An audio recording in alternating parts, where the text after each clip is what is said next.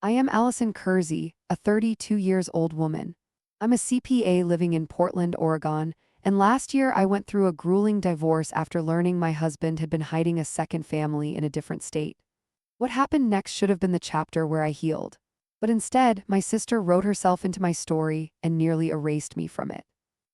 The last time I checked that account, the one Grandma June set up for me when I was 10, it had over $263,000 in it. It was the money I'd promised never to touch unless something truly life-changing happened. It wasn't for vacations, not for handbags or cars, it was my security blanket, my emergency fund, my future family fund. And suddenly, one random Tuesday, after a quiet therapy appointment and a peaceful grocery run, I opened my laptop to pay rent, and the number didn't look right. It wasn't even close.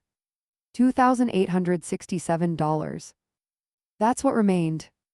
My mouth went dry, I felt my stomach drop through the floor, my eyes scanned the screen, blinking like I was hoping it would fix itself. I refreshed the page, twice, then again. Still $2,867. I sat there frozen like my brain couldn't catch up to what I was seeing, and then panic kicked in. I clicked through the transactions. 2 withdrawals. One for $160,000. Another for $100,000. Both sent out within 48 hours of each other. Both transferred to an account I didn't recognize, an external routing number ending in 7629. And the account holder, Delaney K. Maddox. My sister. My jaw clenched so hard it hurt. At first I hoped maybe it was an accident, a misfire, maybe she'd sent it to the wrong account, maybe it was a scam. But no. The authorization trail was clean. The access had been granted using a two-factor code sent to my old Gmail, the one I hadn't touched since college. I didn't even remember setting that up as a backup. But she did. Because years ago, back when I trusted her with everything, I let her help me open that account. I'd been 23, new to money, still grieving Grandma June. She had helped me set the password. I hadn't changed it since. I sat there heart pounding, hands shaking as I realized my sister had waited years to use that access. Years. She didn't stumble into this. She had planned it. The betrayal wasn't just about the money, it was about how quietly she'd done it. I called her immediately. Straight to voicemail. I texted, "Allie, Delaney, call me now, it's about my account, please." Nothing. That night I couldn't sleep. I stared at the ceiling, replaying every moment over the last year, every family gathering. Every time she asked, "How are you holding up?" in that syrupy voice like she was checking a box. She'd known what she was going to do. She just hadn't told me. The next morning, I filed a fraud report with the bank. They asked if I recognized the name. I paused. How do you explain it? Yes, I recognize it. She shared my childhood. My birthday cakes. My blood. But now, she was a stranger in my story. The bank froze the account and escalated the case. I answered their questions through tears I tried to swallow. I felt humiliated, violated, like I'd let the wolf inside the house and left the door wide open. 5 days later, she called me. It was nearly midnight, my phone buzzed on the kitchen counter. When I saw her name, I just stared. I didn't want to answer. But I did. "Allie," she breathed like she'd just run a marathon. "I meant to tell you sooner, everything happened so fast. The clinic had a cancellation and Marcus was about to lose his job and we didn't have time to wait. But it worked, I'm pregnant." I said nothing. "Did you see the transfers?" she asked, her voice small. "Yeah," I said, my throat dry, "I saw them." She exhaled like I'd given her permission to keep talking. "I know it was a lot, and I swear we'll pay you back, we didn't have any other options." "You had one," I whispered, "you could have asked." The silence on the line stretched out like a wound. "I thought you'd say no," she said finally, "and you don't want kids." That hit harder than I expected.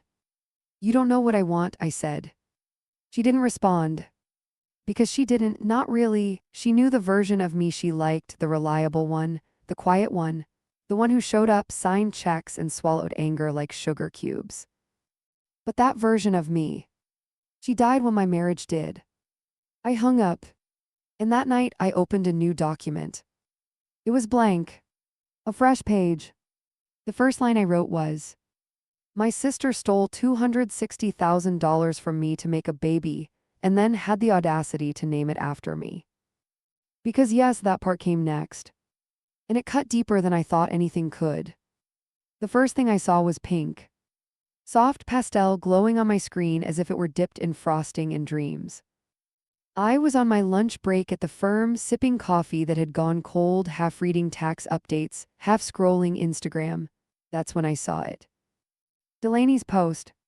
A sunlit photo of her and Marcus, standing in a field of wildflowers that couldn't have been more perfectly curated if it were a film set. He was cradling her belly. She held a baby-sized pair of booties in one hand, the other hand holding an ultrasound photo up toward the light. The caption read, "She's almost here. Allison June Maddox, 2 hearts. The miracle we waited 8 years for. She already has her aunt's strength." My heart stopped. I stared at the name, read it again. Allison June.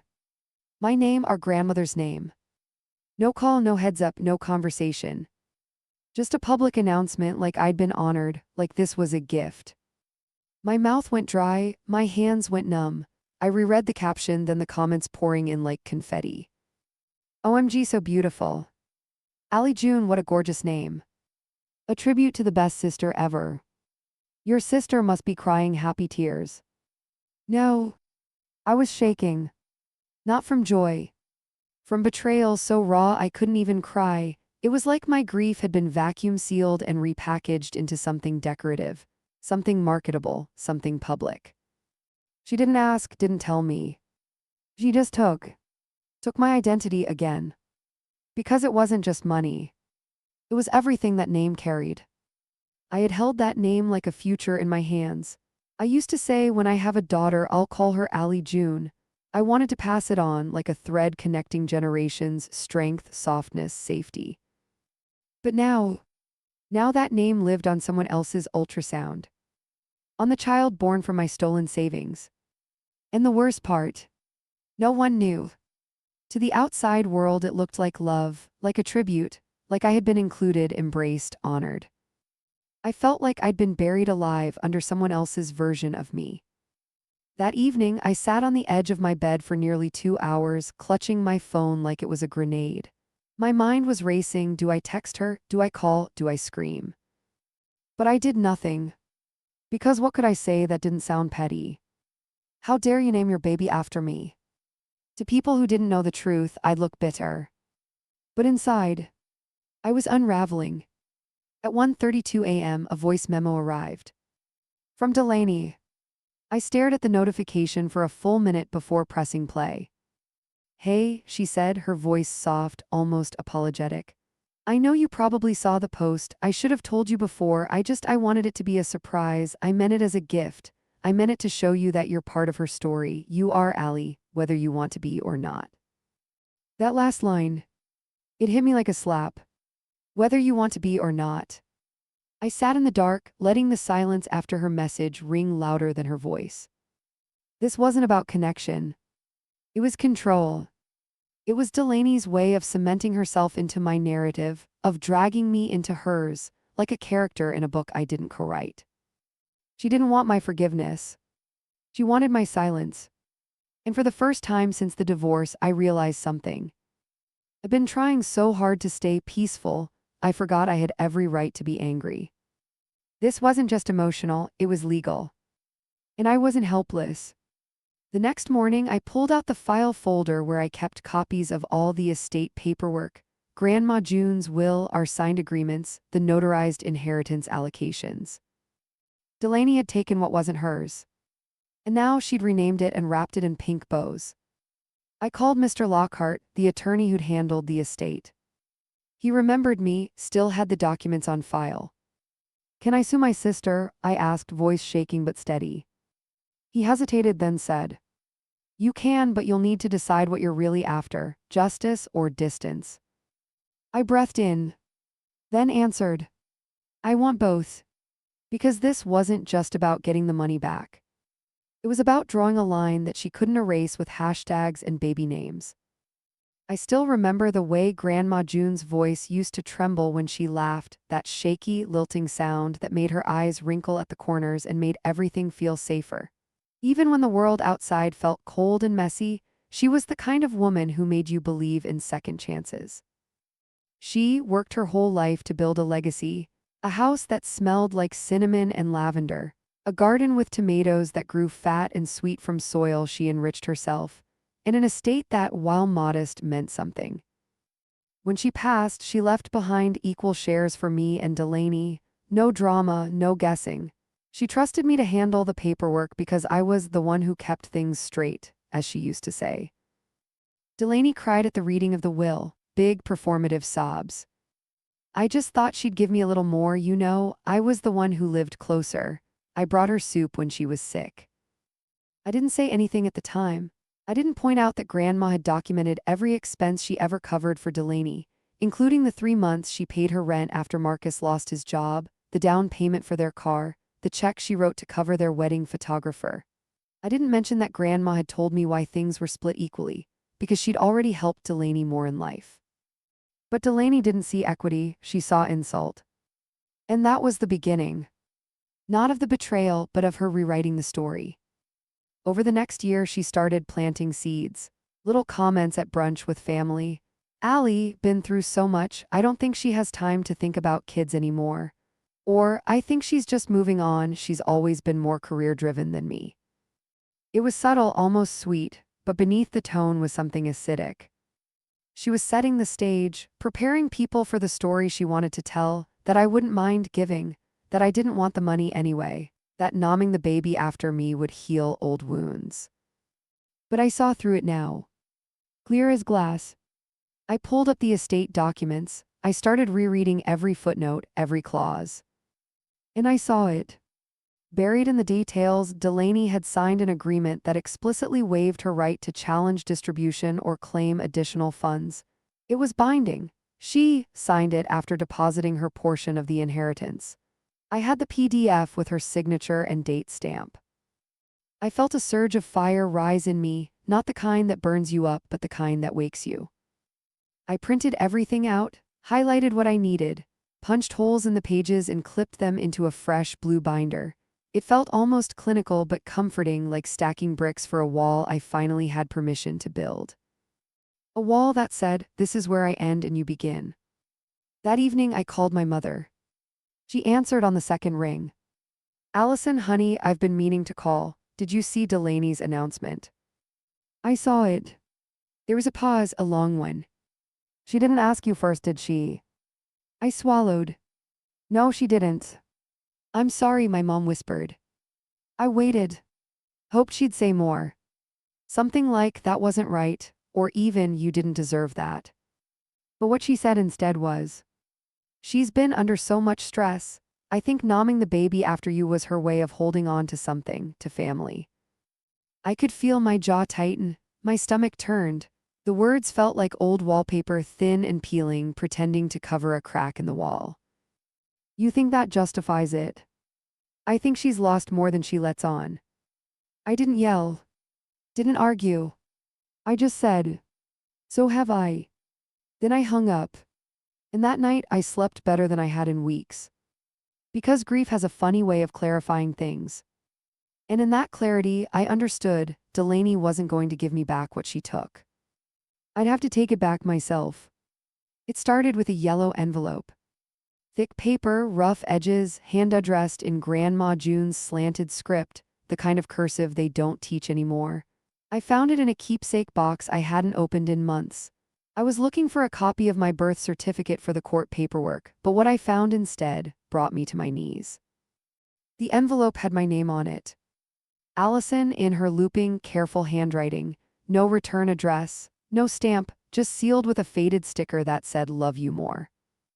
I sat on the floor of my apartment, sunlight slanting through the blinds, holding it in both hands like it might disappear.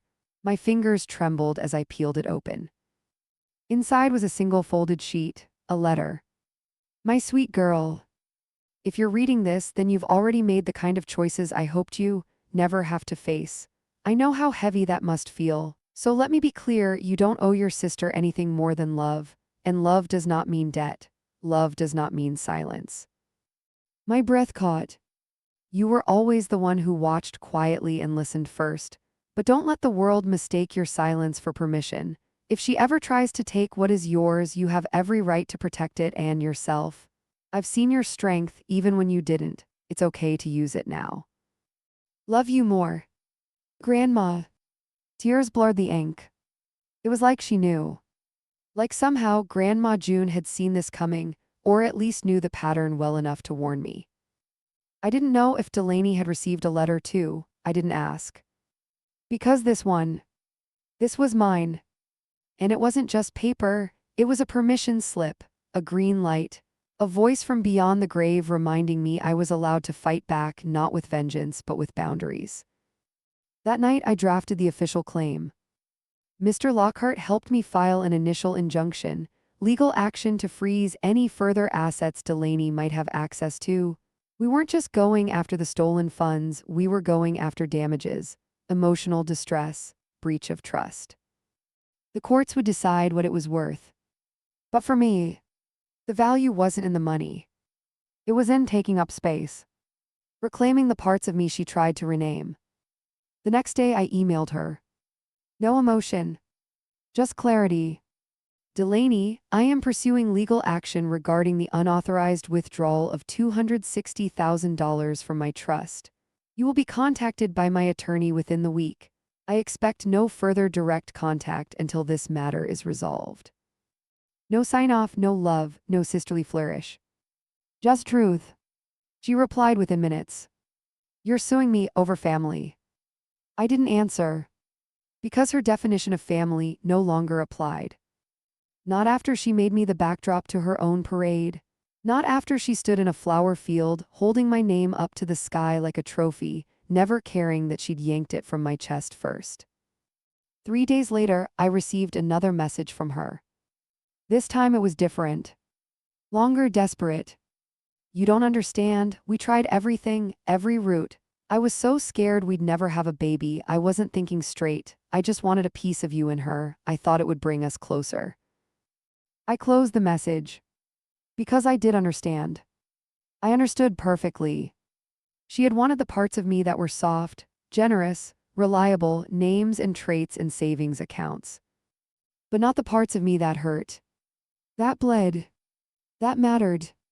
And I wasn't going to split myself in half for someone who only showed up for the easier version of me. That night I framed Grandma's letter.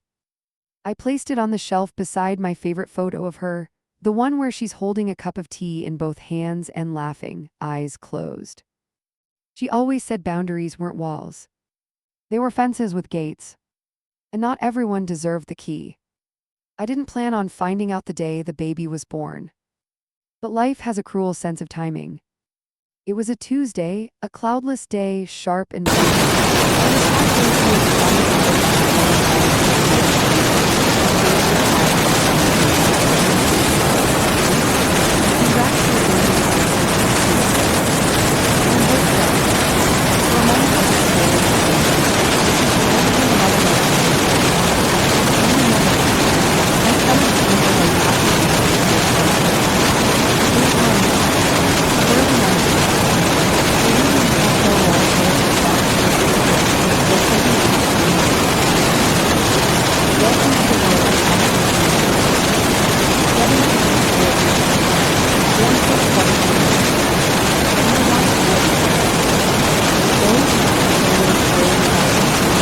her swaddled in pink, her eyes squeezed shut, her tiny hands curled into fists. Delaney beaming, Marcus looking exhausted but proud. And then came the caption. Named after the woman who taught me strength and the one who carries it every day. I felt like I'd been punched in the gut. People started commenting, some I knew, some I didn't. Awa, like your sister. Such a sweet tribute. Family bonds are forever two hearts. I sat frozen. Because to them, to the world, it was sweet. They didn't know that this tribute came from betrayal, that this child's name was written in theft and silence. But it wasn't her fault. That thought pierced through my anger like a sliver of light. The baby, the innocent life and all this, she didn't ask to be part of this. She didn't choose a name, she didn't choose me. I looked at her tiny face in the photos again. She had soft curls like I did as a baby, a furrow between her brows like Grandma June. And it hit me harder than anything else. I wanted to love her. Even now. Even after all of it. That was the most painful part. Because I knew I'd never be able to. Not the way I should. Not after being dragged through this storm and expected to smile in the rain. That night I poured myself a glass of wine and stared out the kitchen window. A text came in from Mom. She's here, she's healthy, and she looks like you. I didn't reply. I couldn't. Instead, I opened a notebook and began writing again. Not a journal entry. Not a legal note. Just a truth. Forgiveness doesn't always wear white gloves. Sometimes it's quiet and jagged and unfinished.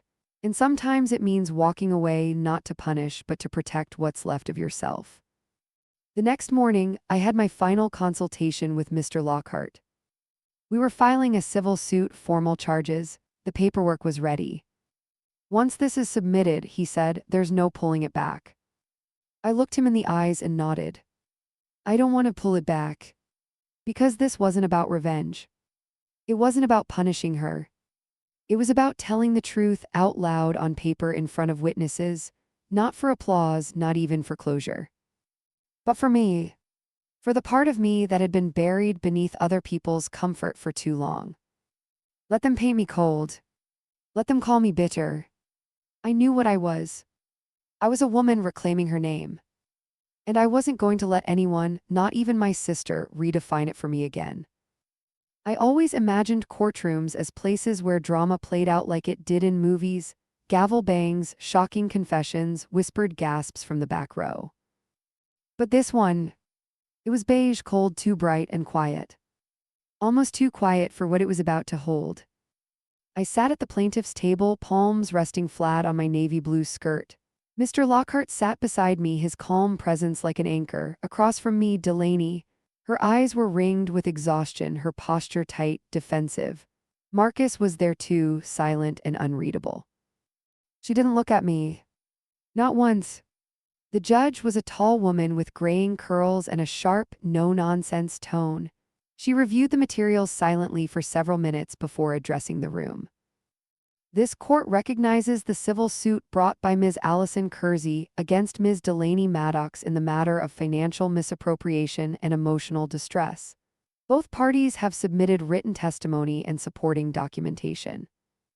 The word misappropriation hung in the air like a loaded gun. I could feel Delaney flinch slightly. So did I. The arguments began. Lockhart opened with precision, citing not just the bank transfers but the signed estate documents, the password access logs, the timing, the lack of consent. This was not a misunderstanding, he said calmly. This was a violation. Delaney's attorney leaned on emotional appeal. My client used the funds to pursue IVF, a deeply emotional, time-sensitive procedure. She made a mistake, yes, but it was done with hope, with love. She named the child after the very person she looked up to. I clenched my jaw.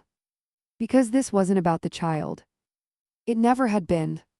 When it was my turn to speak, I stood slowly, heart pounding like a bass drum in my chest. The courtroom blurred for a second, too many eyes, too much stillness. But then I saw Grandma's letter, folded neatly in my binder. And I remembered why I was there. Your Honor, I began, voice trembling, I didn't bring this case forward to be cruel or to take anything from a child. I brought it forward because I was taken from, not just financially but emotionally. My boundaries were erased, my identity used, my name attached to something I never gave permission for. I paused. Love doesn't mean entitlement, and family doesn't mean silence. Delaney shifted in her seat. I continued. What happened wasn't a misunderstanding, it was premeditated. She used an old password, one she'd saved years ago. She accessed accounts that had nothing to do with her. She waited for the right moment and then she took. The room was still. Even her lawyer didn't interrupt. The judge nodded and made a note. Delaney was called to the stand next. For a moment I thought she might refuse. But she stood slowly and walked to the small witness box. Her hands shook as she took the oath. When asked to explain her side, she started softly. I didn't know how to ask. I thought she'd say no. I wasn't thinking clearly. We were desperate. And when I saw the money just sitting there, I thought maybe it was a sign, like it was meant to be used, like maybe she didn't need it. That word, need, it stabbed deeper than I expected. She continued. I named the baby after her to show her that she was part of this, that she mattered, that I wasn't trying to erase her. Tears rolled down her cheeks. But they didn't move me. Because they came too late. After the silence. After the theft. After the applause. When cross-examined about the old Gmail, the two-factor authentication, the exact timing, she faltered. I didn't think she'd notice right away. That sentence alone undid any goodwill. Because it wasn't an apology. It was an admission. She knew. The judge recessed for deliberation. I stepped outside, breathing in the crisp air, letting it fill the hollow spaces inside me. Mom was waiting near the steps. She didn't speak right away. Just looked at me with something unreadable in her eyes, part sorrow, part pride, part shame. I didn't know it had gone that far, she said quietly. You didn't want to know, I replied. She looked away. I just thought if we stayed a family, somehow it would fix itself. I looked at her, really looked. Sometimes love means letting someone face the consequences of their choices. She nodded. But whether she understood, I couldn't tell. Inside, we were called back for the verdict. The judge ruled in my favor. The court ordered Delaney to repay the full amount plus legal fees. A repayment plan would be enforced, with liens placed if necessary. I didn't cheer. I didn't cry. I just exhaled. Because this wasn't a victory. It was a reclaiming.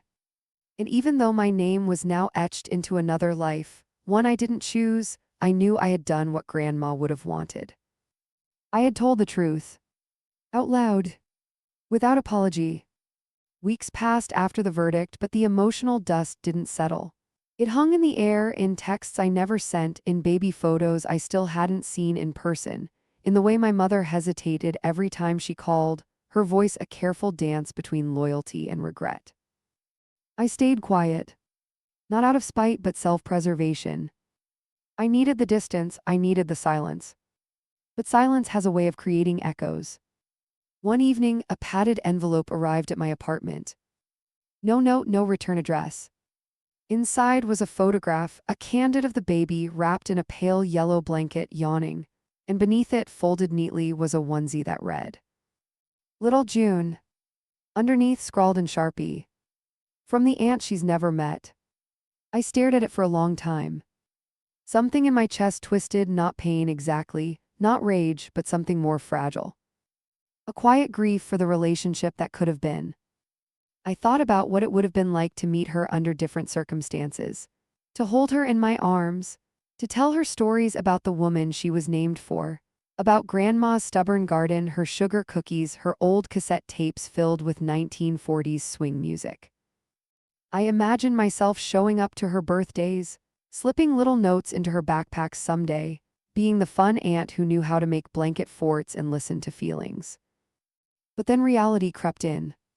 Because none of that would be mine. Not really. It would belong to the version of me Delaney invented, the sister who forgave easily, who didn't ask questions, who posed for photos at baby showers and swallowed betrayal with a smile. I wasn't that version. Not anymore. I placed the envelope back into its box and left it on the counter. That weekend, I drove to the park where Grandma used to take us as kids, the one with the duck pond and the peeling white gazebo that still leaned a little to the left.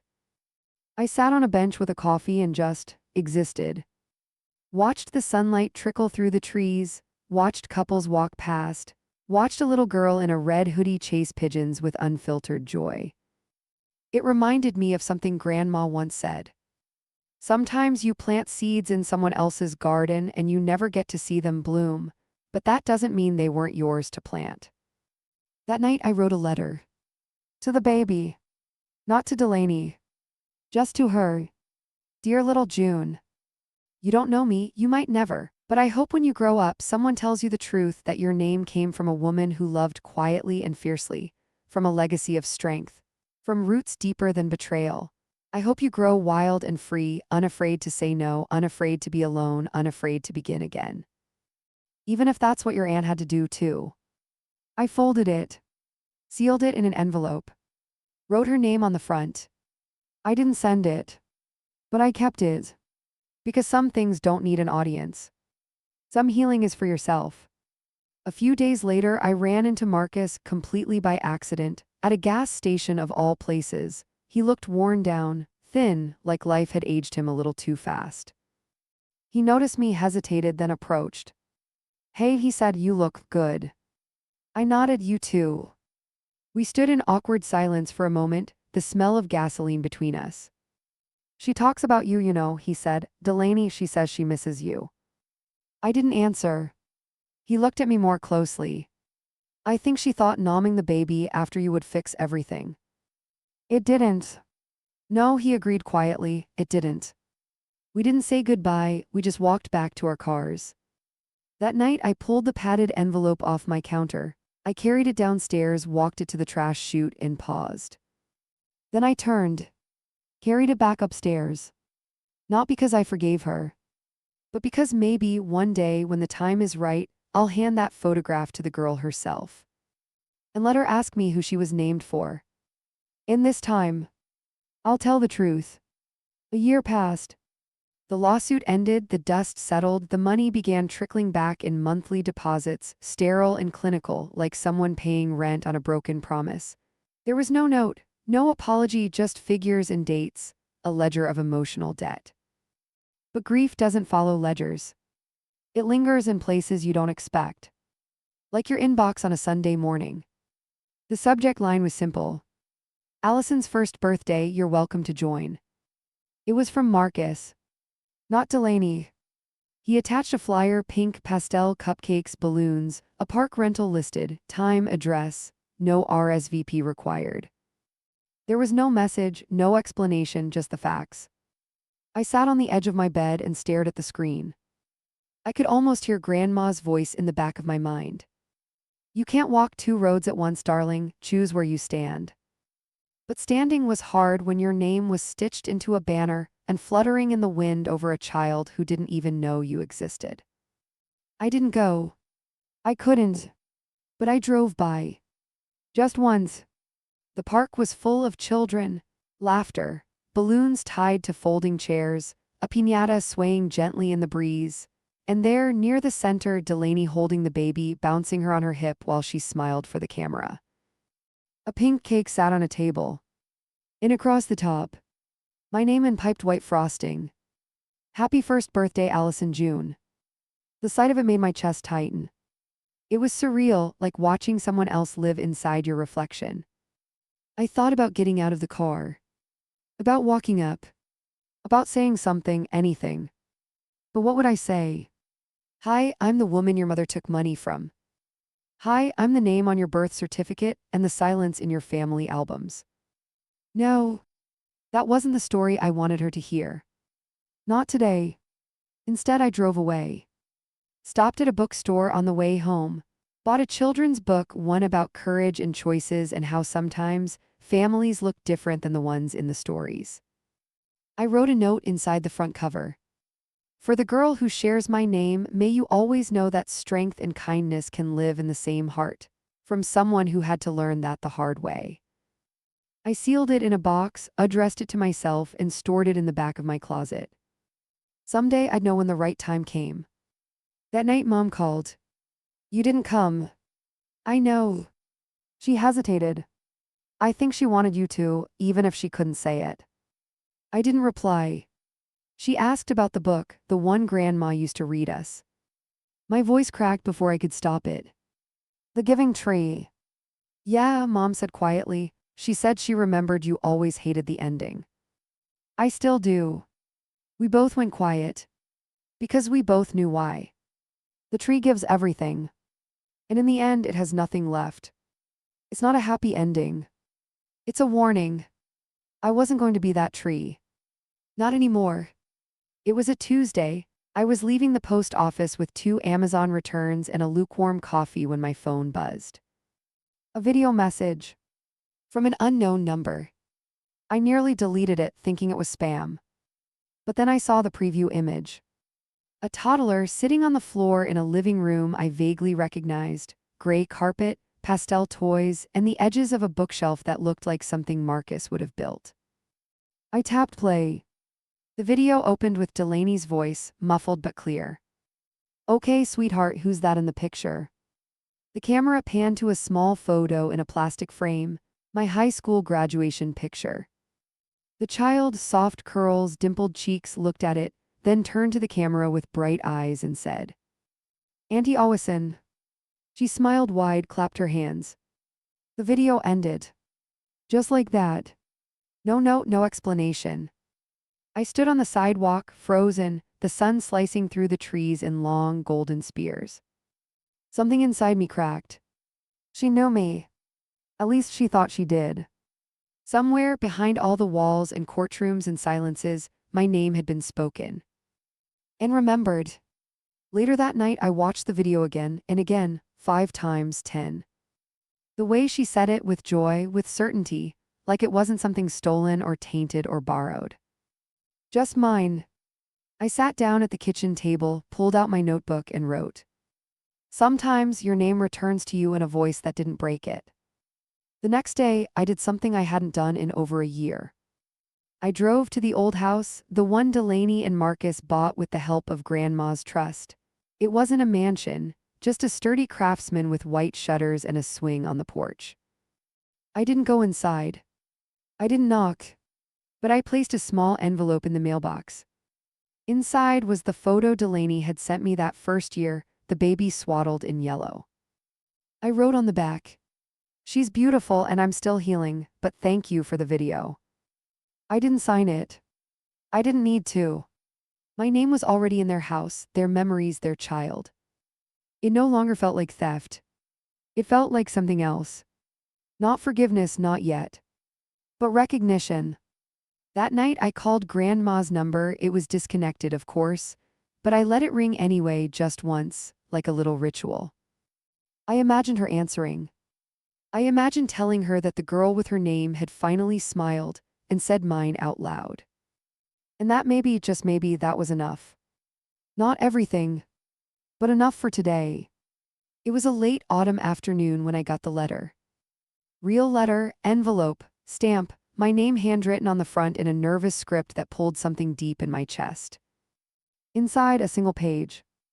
"I know I have no right to ask you for anything, but I was hoping if you could find it in your heart, would you write something for her memory box, just a few lines, something she can read when she's older, about who she was named after, about who you are." No signature. But I didn't need one. I recognized the writing. And the guilt in every letter. I held the note against my chest and stood there for a long time. Because after everything, the betrayal, the court, the silence, the tears, this wasn't a request for forgiveness. It was something more vulnerable. And ask for truth. I waited 3 days. Not because I needed time, but because I wanted to make sure I wasn't writing from pain. On the 4th day, I pulled out my favorite pen, the one Grandma gave me when I got my first job out of college, and a small ivory card. I began to write. "Dear Allison June, you carry a name that belonged to 2 women. One of them loved gardens and old jazz records and used to hum while she chopped vegetables. She believed in hard work, in handwritten letters, and in always leaving things better than you found them.